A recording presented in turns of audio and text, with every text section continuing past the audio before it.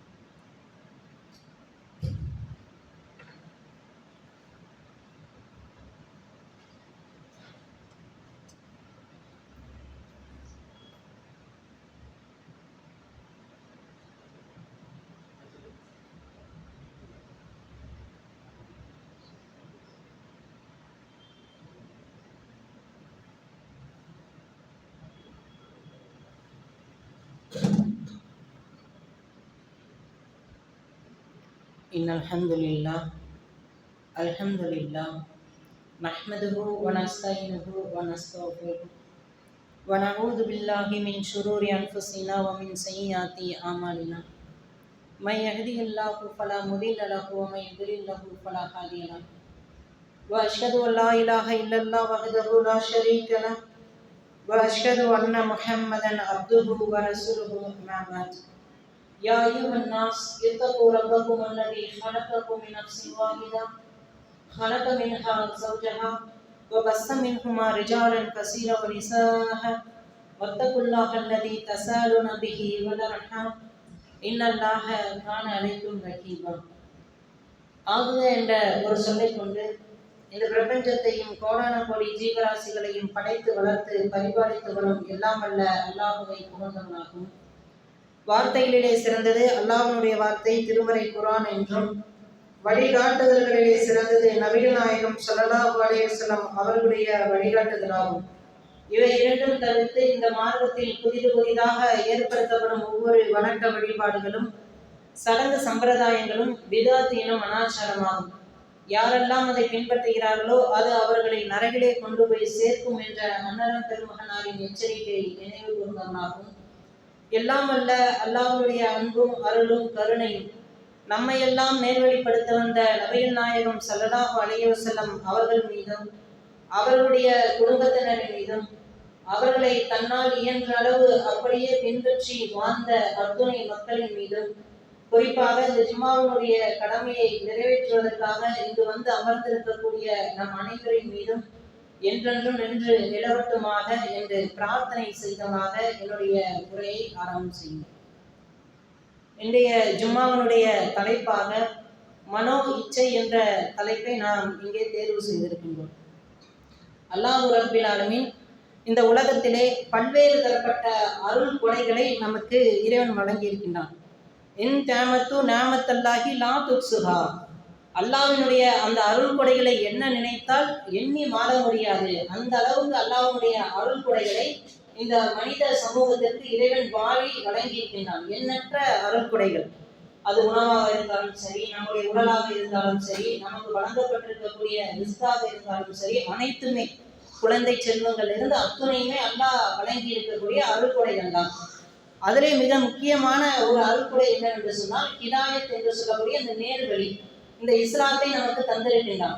எத்தனையோ மக்கள் பல்வேறு தரப்பட்ட சிரமங்களுக்கு உள்ளாகிறார்கள். அவர்களுக்கெல்லாம் அல்லாஹ் என்ன செய்யல, நேர்வழி தரல. இங்கேருந்து பல கிலோமீட்டர் தூரம் நடந்து செல்கிறார்கள், கடுமையாக விரதம் இருக்கிறார்கள், ஈட்டிகளாலும் இன்னும் சில அடகு குத்துவது போன்ற பல்வேறு தரப்பட்ட விஷயங்களில் பல சமயத்தவர்கள் ஈடுபடுகிறார்கள்.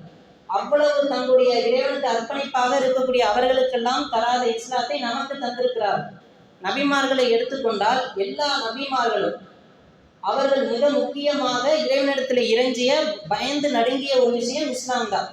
ஏன்னா அவர்களுடைய தாய் தந்தையர்களுக்காக இஸ்லாத்தை தேடி இறைவனிடத்திலே மன்றாடினார்கள். தன்னுடைய மனைவிகளுக்காக இறைவனிடத்திலே நேர்வழிக்காக மன்றாடினார்கள். தன்னுடைய குழந்தைகளுக்காக இறைவனிடத்திலே நேர்வழியை கேட்டு மன்றாடினார்கள். நூஹ் அலைஹிஸ்ஸலாத்து வஸ்ஸலாம் 950 ஆண்டுகள் இந்த மார்க்கத்திற்காக ஒரு பெரும் உழைப்பை செய்தார்கள். அவர்களுடைய மனைவிக்கு இஸ்லாத்தை அல்லாஹ் வழங்கவில்லை, அவர்களுடைய மகனுக்கு அல்லாஹ் இஸ்லாத்தை வழங்கவில்லை. அதே போல எல்லா நபிமார்களையும் எடுத்துக்கொள்ளுங்க. அல்லாஹ்வுடைய தூதர், அவருடைய தாய் தந்தைக்கு இஸ்லாம் இல்லை. அவங்க எப்படி வளர்ந்தாங்க? பெரிய தந்தையினுடைய சிறிய தந்தையினுடைய கண்காணிப்பிலே வளர்ப்பிலே தான் அவர்கள் வளர்ந்தார்களே தவிர தாயும் தந்தையினுடைய முகத்தையும் அவங்க பார்க்கல. அவங்களுக்கு இஸ்லாமும் இல்லை. அபுதாலிப் அவங்கள்ட்ட இறுதி மரண நேரத்துல மன்றாடுறாங்க, நீங்க ஒரே ஒரு லா இலாஹ இல்லல்லாஹ் மட்டும் சொல்லிடுங்க, அல்லாஹ்வை ஏத்துக்கிறேன் மட்டும் நீங்க சொல்லிடுங்க, நான் இறைவனிடத்திலே உங்களுக்காக பேசிக் கொள்கிறேன் என்பதாக சொன்னாங்க. அல்லாஹ் சொல்லிட்டான், நீங்கள் நாடியவர்களுக்கு நேர்வழி தர முடியாது, நான் யாருக்கு நாடுகிறேனோ அவர்களுக்குத்தான் நேர்வழி என்பதாக அபுதாலிப் அவர்களுடைய அந்த மார்க்கத்திலே வழிகேட்டிலேயே மரணித்தார்கள். இறைவன் அவர்களுக்கு தரவில்லை.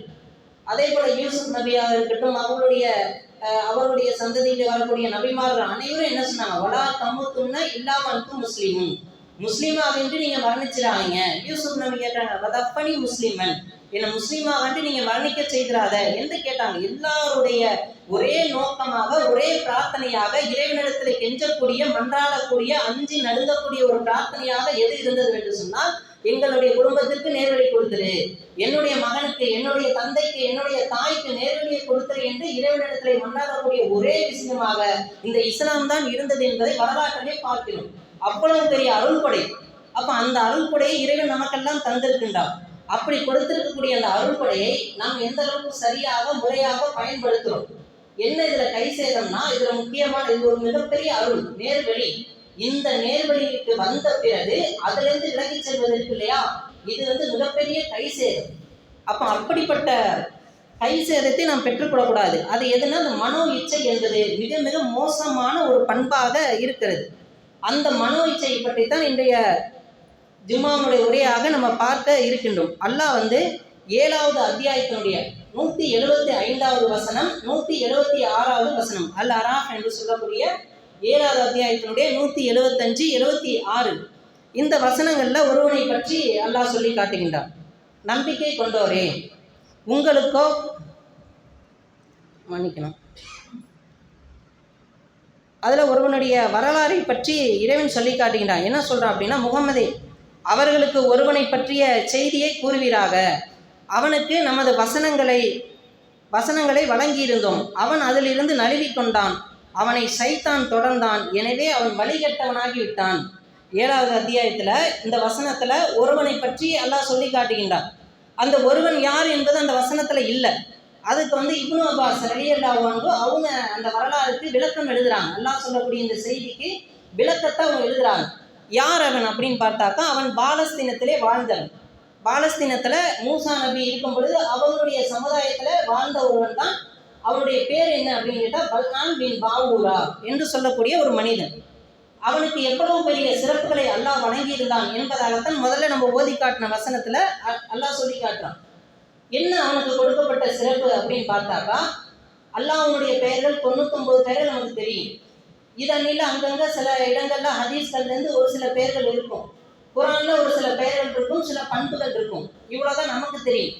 ஆனால் அவனுக்கு அல்லாஹ் என்ன செய்யறான்னா, நம்ம யாருக்குமே தெரியாத பல பெயர்களை அல்லாஹ் அவனுக்கு சொல்லி காட்டுகின்றான். இஸ்முல் ஆலம் என்று சொல்லக்கூடிய சில பெயர்களை அல்லாஹ் அவனுக்கு சொல்லி காட்டுகின்றான். இந்த பெயர்னால என்ன பயன்பாடு அப்படின்னா, இந்த பெயர்களை பயன்படுத்தி அந்த பல்காம் பின் பாவுரா அல்லாவிடத்திலே கையேந்தினான் என்று சொன்னால் உடனே என்ன செய்வான்? அல்லாஹ் அதற்கு பதிலளிப்பான். அந்த மக்கள்லாம் வருவாங்க, பல்காமே எங்க ஊர்ல மழை இல்லை, ஒரே பஞ்சமா இருக்கு, கஷ்டமா இருக்கு என்று பல்காம்கிட்ட அவங்க முறையிட்டாங்க என்று சொன்னால் பல்காம் என்ன செய்வாரு? இறைவனிடத்திலே கையேந்துவாரு. அந்த ஹிஸ்முல் ஆதத்தை என்ன செய்வாரு? அவர் சொல்லுவாரு. சொல்லிட்டு கையை கீழே இறக்குவதற்கு முன்பாக அல்லாஹ் மழையை இறக்கி வைத்து விடுவான். அதே போல அந்த மக்களுக்கு கொள்ளையர்களால பிரச்சனை, பஞ்சத்தால பிரச்சனை, வேற ஏதாவது கஷ்டங்கள், இப்படி என்ன பிரச்சனைகள் வந்தாலும் பல்காம் பின் பாவுராட்ட அவங்க வந்துருவாங்க. வந்து அவர்கிட்ட சொல்லுவாங்க. உடனே அவர் பிரார்த்தனை செய்வார். அல்லாஹ் அதை நிறைவேற்றி வைப்பான். இந்த அளவுக்கு மிகச்சிறந்த ஒரு அருளை அவருக்கு கொடுத்து உயர்வாக அவரை வைத்திருந்தான். அந்த அளவுக்கு உயர்வான இடத்துல அல்லாஹ் வைத்திருந்தான். அப்படிப்பட்ட பல்காம் பாவூராவை ஒரு அழைப்பு பணிக்கு வர சொல்றாங்க. அந்த மக்கள் மூசா நபிக்கு தூது செய்தி அனுப்புறாங்க. பல்காம் பின் பாவூராவை இந்த கானான் தேசத்துக்கு அனுப்பி வைங்க அப்படின்னு சொல்லி அவங்க ஒரு செய்தி அனுப்புறாங்க. அந்த கானான் தேசம் எப்படிப்பட்ட தேசம் அப்படின்னா, மதுவாலும் மாதுவாலும் இன்னும் பிற அனாச்சாரங்களாலும் ஆபாசங்களாலும் எல்லா விதமான கெட்ட செயல்களும் சூழ்ந்து இருக்கக்கூடிய ஒரு நாடு. எல்லா மக்களுமே அங்கே அப்படிதான் இருந்தாங்க. அப்ப அப்படிப்பட்ட மக்களுக்கு ஒரு அழைப்பு பணி செய்ய வேண்டும் என்பதற்காக இந்த பல்காம் பின் பாவூராவை அனுப்ப வேண்டும் என்று சொல்லி ஒரு கோரிக்கையை வைக்கிறாங்க. அப்ப என்ன செய்யறாங்க? மூசா நபி இவரை அந்த ஊருக்கு அழைப்பு பணிக்கு அனுப்புறாங்க. அங்க போய் மூலம் அழைப்பு பணி செய்யறாங்க. அந்த மக்களுக்கு சொல்லி பாக்குறாங்க அல்லாஹ்வுடைய சட்டத்திட்டங்களை, அவன் எதெல்லாம் தடுத்து இருக்கிறான், அவனுடைய அந்த சட்டங்கள், அவனுடைய தண்டனைகள் எல்லாத்தையும் பற்றி அச்சமூட்டுறாங்க, எச்சரிக்கை செய்யறாங்க. ஆனா அந்த மக்கள் அசைவதாக இல்லை. அந்த மக்கள் பல்காம் பின் பாவூராட்ட பேசுறாங்க. நீங்க என்ன சொன்னாலும் நாங்க கேட்க போறதில்லை, நாங்க உங்களுக்கு ஒரு ஆஃபர் தரோம், அந்த ஆஃபரை நீங்க ஏற்றுக்கொள்ளுங்க என்று சொல்லி பேசுறாங்க. என்ன அவங்கள்ட்ட பேசுறாங்கன்னா, எங்க ஊர்ல அழகழகான பல பெண்கள் இருக்காங்க, அந்த பெண்கள்ல நீங்க தேர்ந்தெடுத்த பெண்களை உங்களுக்கு கட்டி வைக்கிறோம், நீங்க அந்த பெண்களோட வாழ்ந்து கொள்ளுங்க, உங்களுக்கு சொத்துக்கள்ல என்ன வேணுமோ நாங்க தர்றோம், இன்னும் என்னென்ன வசதிகள் வேணுமோ உங்களுக்கு நாங்க தர்றோம், நீங்க எங்கள்கிட்ட இந்த செய்தியை சொல்லாதீங்க, இதை நீங்க எல்லாம் எடுத்துக்கங்க என்று சொல்றாங்க. பல்காம் பின் பாவூரா என்ன செய்யறாங்கன்னா, அவங்க வந்த வேலை வேற, ஆனா அவங்களுடைய உள்ளத்துல என்ன தோணுதுன்னா, எவ்வளவு நாள் தான் நம்மளுக்கு இருக்கிறது, ஒரு சன்னியாசி போல, ஒரு துறவி போல எப்படி நம்ம இப்படி கட்டுக்கோப்பாக எப்படி இருக்க முடியும், கொஞ்ச நாள் இந்த உலகத்தினுடைய வாழ்க்கையை நம்ம வாழ்ந்து பார்த்தாதான் என்ன அப்படின்னு மனோ இச்சை அவங்களை தூண்டுகின்றது. அப்ப அந்த மனோ இச்சையின் காரணமாக அந்த சட்டத்தை, அந்த ஒப்பந்தத்துக்கு அவங்க ஒத்துக்கிட்டு அவங்க என்ன செய்யறாங்க? அங்க இருக்கக்கூடிய அழகான பெண்ணை திருமணம் செய்யறாங்க. திருமணம் செய்துவிட்டு அந்த மக்கள் கூடவே வாழ ஆரம்பிச்சுறாங்க. எந்த அளவுக்கு என்று சொன்னால், தினமும் ஒரு பெண்ணோடு வாழக்கூடிய நிலைக்கு அவங்க வந்துடுறாங்க. அந்த மக்களோடவே மக்களாக அவங்க மாறுறாங்க. அப்ப இப்படி இருக்கக்கூடிய ஒரு சூழ்நிலையில அவங்களுக்கு அல்லாஹ் பல எச்சரிக்கைகளை, மலக்குமார்களை கனவின் மூலமாக அனுப்பி, இப்னு அப்பாஸ் ரலியல்லாஹு அவங்களுடைய இந்த வரலாற்று பதிவுகளில் இதையும் சேர்த்தே பதிவு செய்கிறாங்க. அனுதினமும் அவங்களுக்கு என்ன செய்கிறாங்க? அல்லாஹ்வின் புறத்திலிருந்து மலக்குமார்கள் வழியாக கனவிலே அவர்களுக்கு பல எச்சரிக்கைகள், அத்தாட்சிகள் காட்டிக்கொண்டே இருக்கிறது. ஆனால் அவங்க எதையுமே சரி மடுக்கலை. அவங்க என்ன செய்கிறாங்க? அந்த மக்களோடு மக்களாக இணைந்து மலக்குமார்கள் சொல்கிறாங்க, உன்னுடைய வேலை இது இல்லை, நீ வந்த வேலை அழைப்பு பண்ணி அதைத்தான் நீ பார்க்க வேண்டும், நீ அந்த மக்களோடு மக்களாக போயிட்ட அப்படின்னு சொல்லி அவங்களுக்கு பல எச்சரிக்கைகள் விடுத்தும் அவங்க மனோ இச்சையின் காரணமாக அதிலிருந்து மீளவே இல்லை. அப்போ என்ன செய்யறான்னா, அல்லாஹ் மூசா நபிக்கு வஹி இறக்கி வைக்கிறான். நீங்க என்ன செய்யுங்க, அவனை திருத்துவதற்காக அனுப்பணும், இப்போ அவனே திருத்தப்பட வேண்டிய இடத்துல இருக்கிறான், அந்த மக்களை நோக்கி நீங்க என்ன செய்யுங்க, படையெடுத்து போய் போர் செய்யுங்க என்று சொல்லி அல்லாஹ் மூசா நபிக்கு கட்டளை இட்டுறான். மூசா நபி படை திரட்டி வர்றாங்க. வரும் பொழுது இந்த மக்கள் எல்லாம் என்ன செய்யறாங்க? போய் அவனிடத்திலே கேட்குறாங்க, இந்த மாதிரி மூசா உங்களுக்கு எதிராக போர் கொடுத்து வர்றாங்க அந்த மக்களோட, நீங்க இந்த இஸ்முல் ஆலமை பயன்படுத்தி அவருக்கு எதிராக பிரார்த்தனை செய்யுங்க அப்படின்னு போய் சொல்றாங்க. இவருக்கு ஒரே அச்சம், மூசா நபிக்கு எதிராக நம்ம எப்படி பிரார்த்தனை செய்யறது அப்படின்னு கேட்குறாங்க. அந்த மக்கள் உடனே சொல்றாங்க, நீ இப்போ பிரார்த்தனை செய்யாட்டி உன்னை கல்லால் அடிச்சே நாங்கள் கொண்டுருவோம் அப்படின்னு சொல்றாங்க. வேறு வழியே இல்லாமல் மலை மேலே போய் ஏறி நின்று இந்த இஸ்முல் ஆலமை சொல்லி பிரார்த்தனை செய்யறாங்க.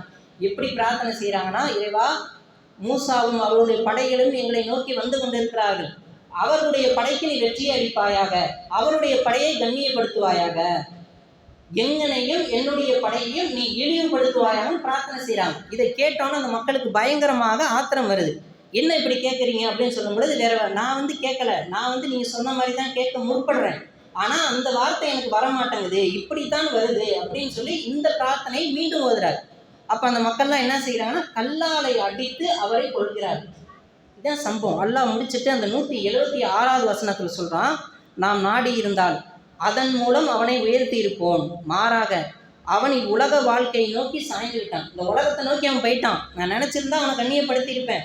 ஆனால் அவன் இந்த உலக வாழ்க்கையை நோக்கி அவன் போயிட்டான். தனது மனோ இச்சையை பின்பற்றினான். அவனுக்குரிய உதாரணம் நாயாகும். அல்லாஹ் எப்படி சொல்றான் பாரு, எவ்வளவு உயரத்துல வச்சிருந்தான். யாருக்குமே கற்றுத்தராத அல்லாஹ்வுடைய திருப்பெயர்களை கற்றுக் கொடுத்திருந்தான். உயர்வான இடத்துல இருந்தான். மூசா நபி போய் கேட்பாங்களாம், பல்காமே எனக்காக இறைவனிடத்துல துவா செய்யுங்க அப்படின்னு கேட்பாங்களாம். அந்த அளவுக்கு வைக்கப்பட்ட ஒரு மனிதன் மனோ இச்சையை பின்பற்றியதனால், அதன் பின்னே சென்றதனால் அவனுடைய நிலம் எந்த அளவுக்கு வந்துவிட்டது. அல்லாஹ் எப்படி சொல்றான் பாருங்க, நாய்க்கு உதாரணம். அந்த நாய் எப்படிப்பட்டது தெரியுமா? அதுக்கு நீங்கள் உணவளித்தாலும் நாக்கை தொங்க போட்டு கொண்டு வரும், உணவளிக்கவில்லைனாலும் நாக்கை தொங்க போட்டு வரும். இந்த உலகம் அது போன்றுதான். அவன் இப்படி ஆகிவிட்டான். அவன்தான் இந்த நாய்க்கு உதாரணமாக இருக்கிறான் என்பதாக இறைவன் சொல்லி காட்டுகின்றான் என்று சொன்னால், இந்த மனோ இச்சை என்பது எவ்வளவு டேஞ்சரான விஷயம் தான். சைத்தானுடைய தீண்டுதல் அதை நம்மளால விளங்க முடியும், புரிஞ்சு கொள்ள முடியும். ஆனா இந்த மனோ இச்சை என்பது அல்லாஹ் நாடினாலே தவிர இதிலிருந்து நம்ம என்ன செஞ்சிட முடியாது, விலக முடியாது. அவ்வளவு டேஞ்சரான விஷயம் இந்த மனோ இச்சை. அல்லாஹ் பல இடங்கள்ல சொல்றான், யார் இந்த மனோ இச்சையை கடவுளாக்கி கொண்டானோ அப்படின்னு நல்லா சொல்லி காட்டான். மனோ இச்சை கடவுளாக்குறா என்ன? அல்லாஹ்வுடைய கட்டளை மனோ இச்சை. அல்லாஹ்வுடைய கட்டளை உலகத்தினுடைய இன்பங்கள். இந்த உலகத்தினுடைய இன்பத்தை நேசிக்கிறது தான் மனோ இச்சை. அல்லாஹ்வுடைய கட்டளை பின்பற்றி நடப்பது தான் அல்லாஹ்விற்கு அடிபணிவது. அப்ப அந்த உலகமா அல்லாஹ்வின் கட்டளையா என்றால் பெரும்பாலானவர் எதை தேர்வு செய்கிறார்? மனோ இச்சையை தேர்வு செய்தால் நாம் மனோ இச்சையை கடவுளாக்கி கொண்டோம் என்பதாக அல்லாஹ் சொல்லி காட்டுகிறேன் என்று சொன்னால், இணை வைப்பனுடைய ரேஞ்சுக்கு அந்த மனோ இச்சை என்பது நம்மளை விட்டு செல்கிறது என்றால் எவ்வளவு மாபாதகமான ஒரு செயல். அந்த செயல் நம்ம இடத்துல எப்படி இருக்குது ஒவ்வொருத்தரும் சிந்திச்சு பார்க்கணும். உமர் அலி நாம் சொல்லி காட்டாங்க, நஹ்னுல் முஸ்லிம், நாம் எல்லாம் முஸ்லீம்கள், இந்த இஸ்லாத்தை கொண்டு அல்லாஹ் நம்மளை சிறப்பித்து வச்சிருக்காங்க. அப்படிப்பட்ட ஒரு பெரும் பாக்கியத்தை அல்லாஹ் தந்திருக்கான்னா யாருக்கு கட்டுப்பட்டு நம்ம நடக்கணும்? நம்ம மனோ இச்சைக்கு கட்டுப்படுறோமா அல்லது இறைவனுக்கு கட்டுப்படுறோமா என்பதை நம்ம சிந்தித்து பார்க்க வேண்டும். ஏன்னா நம்ம ரமலான்ல கூட பார்க்கலாம், ரமலான்ல சைத்தான்கள் விலங்கிடப்பட்டிருக்கு, இருந்தாலும் தவறு நடந்தது ஏன்? மனோ இச்சையின் காரணமாக. இந்த மனோ இச்சை தான் ரமலானுடைய மாதத்தில் கூட நம்மளை தவறு செய்ய தூண்டக்கூடியதாக இருக்கிறது என்று சொன்னால், அந்த மனோ இச்சை எப்படி நாம் கையாள வேண்டும் என்பதை நம்ம நன்றாக என்ன செய்யணும், புரிந்து கொள்ள வேண்டும். அப்ப இந்த மனோ இச்சை என்பது எல்லாரிடத்திலையும் இருக்கிறது. எந்த அளவுக்கு என்று சொன்னால், ஒரு சாதாரண குடும்ப பிரச்சனை, ஒரு அண்ணன் தம்பிக்குள்ள இருக்கக்கூடிய பிரச்சனை, அந்த பிரச்சனையை போய் பேசுறோம், குர்ஆனுடைய வசனங்களை எடுத்து போடுறோம், சொத்து இப்படிதான் பிரிக்கணும் அல்லாஹ் இப்படி சொல்லிட்டான், யாராவது கட்டுப்படுறோமா? எந்த இடத்துலயாவது போலீஸ் ஸ்டேஷனுக்கு நம்ம போக வேண்டிய அவசியம் இருக்கா? இல்ல ஒரு அரசாங்கத்துக்கிட்ட போக வேண்டிய தேவை இருக்கா? இல்லையே. அல்லாஹ் அத்தனையும் நமக்கு கொடுத்துட்டான். அந்த குர்ஆனுடைய வசனங்களை தூக்கி போட்டா சைலண்ட் ஆயிடும். அது 1 கோடி ரூபாய் சொத்தா இருக்கட்டும், 10 கோடி ரூபாய் சொத்தா இருக்கட்டும், எப்படி நம்ம கட்டுப்படணும்? அல்லாஹ்வுடைய வசனத்துக்கு கட்டுப்படணுமா இல்லையா? எத்தனை பேர் கட்டுப்படுறோம்? எல்லாம் முஸ்லீம் தானே. சண்டை இந்த பக்கம் இருக்கிறவனும் முஸ்லீம் தான், இந்த பக்கம் இருக்கிறவனும் முஸ்லீம் தான். குடும்ப பிரச்சனையா இருந்தாலும் அப்ப ஒன்னாக வாழ்ந்த கணவன் மனைவி அல்லாஹ்வுடைய வசனத்துக்கு கட்டுப்பட்டா பிரச்சனை முடிஞ்சிருச்சு. ஆனா ஏன் முடிய மாட்டேங்குது? மனோ இச்சையை பின்பற்றுகிறார்கள், நீதி செலுத்துறது. அதுல நம்ம எப்படி நடந்து கொள்றோம்? இதெல்லாம் அல்லாஹ் மனோ இச்சை சம்பந்தமாக சுட்டி காட்டக்கூடிய வசனங்கள். அப்ப நீதி செலுத்துவதில் உங்களுடைய நெருங்கிய உறவினர்களாக இருந்தாலும் என்ன செய்யுங்க, நீங்க கரெக்டா நடக்கணும். அவங்களுக்கு சார்பாக போயிடக்கூடாது. எது நீதியோ அந்த நீதியை சொல்லணும். அப்படிப்பட்டவர்களாக நம்ம இருக்கணும்னு சொல்றாங்க. எத்தனை பேர் அந்த விஷயத்துல சின்ன அற்பமான விஷயங்கள்ல, உணவுப் பொருட்கள்ல கூட நம்ம என்ன செய்யறது இல்லை, நீதி செலுத்துறது இல்லை. நமக்கு பிடிச்சவங்களுக்கு ஒரு மாதிரியும் பிடிக்காதவங்களுக்கு ஒரு மாதிரியும் இப்படி செய்யணும். அதே போல ஹலால் ஹராமை பற்றி அல்லாஹ் பேசுகின்றான். இந்த விஷயத்துல உங்களுக்கு எல்லாமே தெளிவாக்கப்பட்டுச்சு, நீங்கள் ஹலாலை நோக்கி செல்லுங்கள், ஹலால் எது ஹராம் எது தெளிவாக சொல்லப்பட்டுச்சு. நீங்கள் நிர்பந்திக்கப்பட்டாலே தவிர மற்ற நேரத்துல ஹராம உணரக்கூடாது என்று அல்லாஹ் சொல்லிட்டான். ஆனா எவ்வளவு விஷயங்கள்ல நம்ம அதை மீறுறோம். உணவுப் பொருட்கள்ல ஓரளவுக்கு உணவுப் பொருட்கள்ல கரெக்டா இருந்தா கூட இந்த பீடி சிகரெட் விற்கிறதுல, புகையிலை விற்கிறதுல, மார்க்கத்துக்கு மாற்றமான சில விஷயங்கள் விற்கிறதுல அதுல நம்ம கட்டுப்பாடோட இருக்கோமானா இல்லை. இப்படி எல்லா விஷயத்தையும் நம்ம எடுத்து பாருங்க, ஒவ்வொருத்தரும் சிந்திச்சு பார்க்கணும். நம்ம பின்பற்றுவது அல்லாஹ்வுடைய கட்டளையா அல்லது மனோ இச்சையா? எல்லாரையும் பாருங்க, எவ்வளவு பெரிய அருளுங்க இந்த இஸ்லாம் என்பது. யாருக்குமே கிடைக்காத, நபிமார்களுடைய குடும்பத்தினர் சில பேர் கிடைக்காத பாக்கியத்தை அல்லாஹ் நமக்கு தூக்கி கொடுக்குறான்னா எப்படி அதை பின்பற்றணும்? ஒரு சின்ன பிள்ளை கையில ஒரு டைமண்டை தூக்கி கொடுக்குறாங்க, அதனுடைய மதிப்பு என்ன அந்த பிள்ளைக்கு? அது ஒரு விளையாட்டு பொருள். அப்படிதான் இன்னைக்கு இஸ்லாத்தை முஸ்லீம்கள் இப்படித்தான் பார்க்கணும். அதை சிந்திச்சு பாருங்க. அப்ப இந்த மனோ இச்சை என்பது மிக மோசமான ஒரு பழக்க வழக்கமாக இருக்குது. அதுலேருந்து நம்ம என்ன செய்யணும், நன்றாக கூர்ந்து சிந்தித்து பார்த்து அதிலிருந்து விலக வேண்டும். ஏன்னா அல்லாஹ்வுடைய தூதர் இருக்காங்கல்ல, அவங்க எந்த ஒரு இடத்துலையும் தன்னுடைய உள்ளத்தை நம்பி ஒரு அந்நிய பெண்ணோட கூட தனித்து இருந்தல. எவ்வளவோ ஹதீஸ்களை பார்க்குறோம், எந்த நேரத்திலையும் அந்நிய பெண்ணோட அவங்க தனித்து இருந்ததில்லை. ஒரு செய்தியை கூட காட்ட முடியாது. அவங்க எப்படி இருந்தாங்க, இறையச்சத்துல உச்சத்துல இருந்தா கூட அவங்க எப்படி இல்லை, தன்னுடைய உள்ளத்தை நம்பி எதையுமே செய்யறது கிடையாது. அந்த அளவுக்கு இருந்தாங்க. அல்லாஹ்வுடைய தூதர் சொல்றாங்க, அன் அத்துக்காக்கும் பில்லா அன் அக்ஸாக்கும் பில்லா, இறைவனை அஞ்சுவதில் நான் தான் சிறந்தவன் என்று சொல்லி பல இடங்கள்ல சொல்லியிருக்காங்க. ஆனா அந்த உள்ளத்தை நம்பி எந்த பெண்களையாட இருக்காங்களா? ஆனா இன்னைக்கு இருக்கக்கூடிய இளைஞர்கள் எத்தனை பெண்களோட சாட்டிங் செய்வது, முகநூல்கள்ல, இன்னும் பல வலைதளங்கள்ல தனியாக பேசுவதில்ல. நம்ம எப்படி இருக்கோம்? அல்லாஹ்வுடைய தூதரே அப்படி இருந்ததில்லை. இன்னும் சில இடத்துல அல்லாஹ்வுடைய தூதர் சொல்றாங்க, இன்னல் நஃப்ஸ அம்மாரத்தல் பிஷு, இந்த உள்ளம் என்பது எப்படிப்பட்டதுன்னா தீமையை தூண்டக்கூடியதாக இருக்குது அப்படின்னு அல்லாஹ்வுடைய தூதர் சொல்றாங்க. அதே போல இன்னும் சில இடங்கள் அல்லாஹ்வுடைய தூதர் சொல்றாங்க, இறைவா ஒரு பிரார்த்தனை செய்யறாங்க.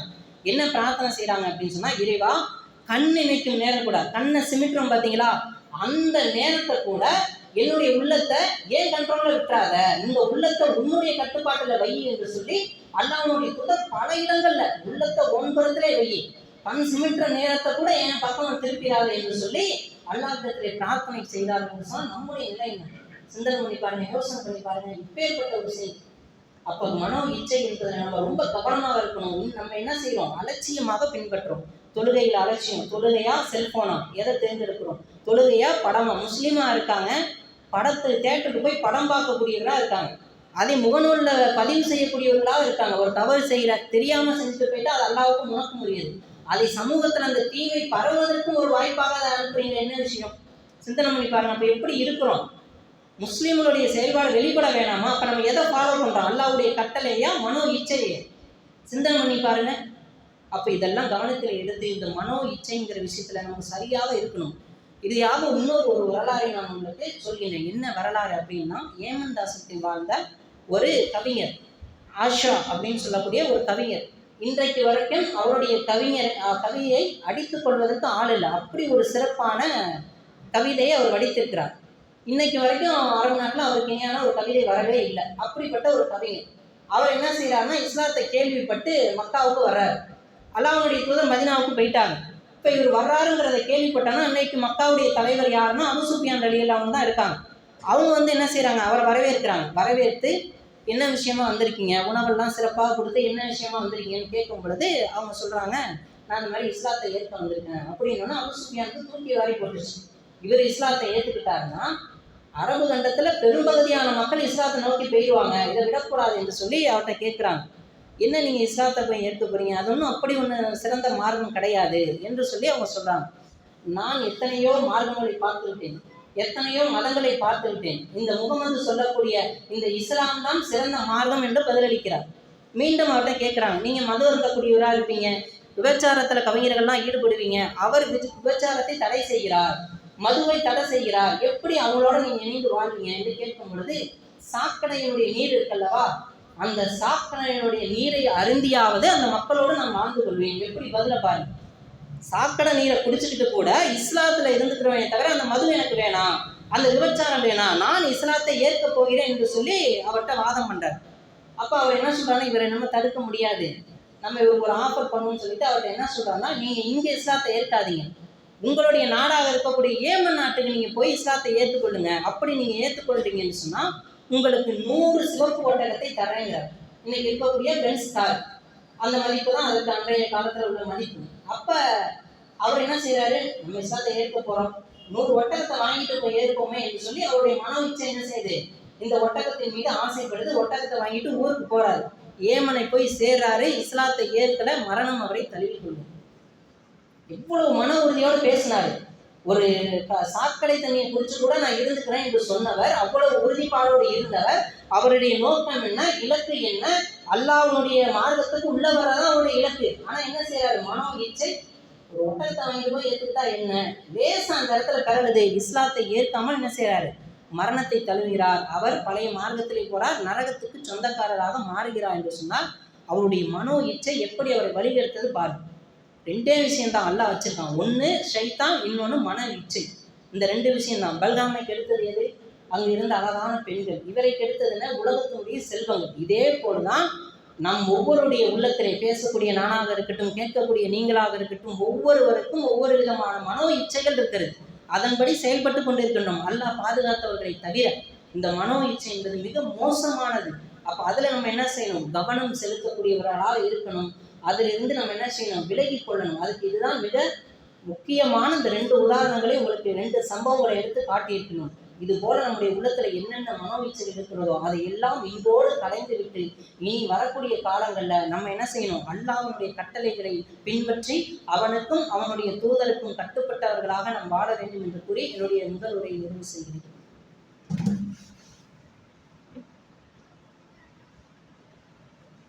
புகழும் புகழ்ச்சியும் நம்ம எல்லாம் படைத்த ஏக இறைவனாய அல்லாஹ்வுக்கே உரித்தானவனாக, அவனை போற்றி புகழ்ந்தவனாக இந்த 2ஆம் உரையை ஆரம்பம் செய்யும். இது நம்முடைய காரியம் மட்டுமல்ல, இது அல்லாஹ்வுடைய புறத்திலிருந்து நம் பாதுகாப்பையும் பெறணும். அதுக்கு பல துவாக்களை அல்லாஹ்வுடைய தூதர் காட்டி கொடுத்துருக்காங்க. யா முகல்லிபல் குலூப் சப்பித் கல்பி அலா தீனிக். இறைவா, என்னுடைய உள்ளத்தை உனது மார்க்கத்துல நிலைபெற செய்வாயாக. இது ஒரு வசனம், இது ஒரு துவா. அதே போல இறைவா, எனக்கு நேரான வழியை தந்ததற்கு பிறகும் எனது உள்ளங்களை இந்த மார்க்கத்தை விட்டு திசை திருப்பி விடாதே. அது போன்ற வசனங்கள். இறைவா, என்னுடைய உள்ளத்தை உனது வழக்க வழிபாட்டின்பால் திருப்புவாயா. இப்படி என்று சொல்லி உள்ளம் சம்பந்தப்பட்ட எண்ணற்ற பல துவாக்களை குரானிலும் ஹதீஸ்களிலும் அல்லாஹ்வுடைய தூதர் நமக்கு கற்று தந்திருக்கிறாங்க. அந்த துவாக்களையெல்லாம் நம்ம என்ன செய்யணும்? நம்ம அதையெல்லாம் இறைவனிடத்திலே வைத்து ஒரு பாதுகாப்பை இறைவனிடத்திலிருந்து பெற்று இந்த மனோ இச்சையிலிருந்து நாம் விலகி கொள்ள வேண்டும். ஒன்று. 2வது என்னன்னா, இன்றைக்கு சில பேர் பெருநாள் கொண்டாடி இருக்கிறார்கள், சில பேர் நாளைக்கு கொண்டாட இருக்கிறார்கள். அப்ப இந்த பெருநாளுடைய முக்கியமான அம்சம் என்னன்னா, இப்ராஹிம் நபி தான். அவங்க எல்லாமே இல்லை. இந்த பெருநாளை ஒட்டுமொத்தமாக அவருடைய குடும்பம் சார்ந்தது தான். அவர்களுடைய முழுக்க எல்லா விஷயங்களும் பார்த்தா அவங்க என்ன செஞ்சாங்க? இறைவனுக்கு கட்டுப்பட்டவர்களாக இருந்தாங்க. அல்லாஹ் கூப்பிட்டு ஒரு விஷயத்த சொல்லிட்டானா கட்டுப்பட்டு விட்டேன் அப்படின்னு அவங்க சொல்லிடுவாங்க. அந்த அளவுக்கு தான் இருந்தாங்க. அப்ப அவங்க என்ன செஞ்சாங்க? உலகத்தினுடைய எந்த மனோ இச்சைகளையும் அவங்க என்ன செய்யல? கை கொள்ளவே இல்லை. அல்லாஹ்வுடைய கட்டளை, அந்த கட்டளைக்கு கட்டுப்பட்டவர்களாக அவங்க இருந்தாங்க. மனோ இச்சைகளை தூக்கி போட்டாங்க. இன்னைக்கு நமக்கு இருக்கக்கூடிய மனோ இச்சைலாம் ரொம்ப அற்பமானது. அவங்களுக்கு என்ன?